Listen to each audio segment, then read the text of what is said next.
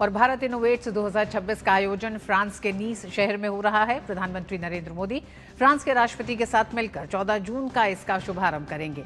इस 3 दिवसीय global conclave की मेजबानी के लिए इस शहर को क्यों चुना गया है, बता रही हैं हमारी साथी संवाददाता ममता चोपड़ा।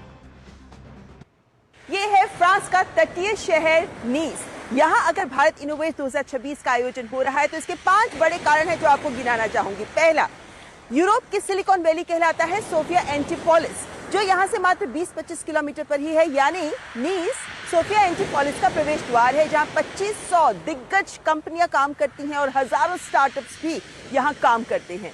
दूसरा बड़ा कारण, इसको एआई का गढ़ भी माना जाता है, क्योंकि जो फ्रांस के 4 इंटरडिसिप्लिनरी एआई इंस्टीट्यूट्स हैं उनमें से एक नीस में ही है।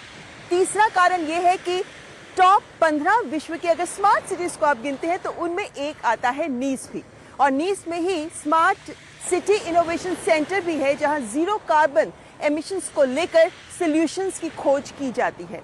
चौथा बड़ा कारण यह है कि यहाँ बड़े ऐसे इनोवेशन के स्टार्टअप प्रोग्राम्स चलाए जाते हैं जहां लाखों यूरो की फंडिंग यहाँ के स्टार्टअप्स को मिल रही है।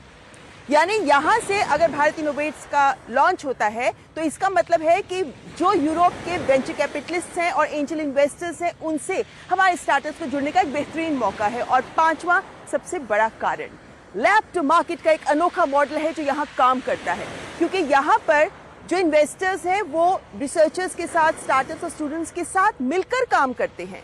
यानी ये एक ऐसा मॉडल है जिसको हम भी अपनाना चाहते हैं, और इसी मंच से अगर हमारे शिक्षण संस्थानों से शुरू हुए स्टार्टअप्स इन्वेस्टर्स से मिलेंगे तो जाहिर है सफलता के नए आयाम भी गढ़े जाएंगे।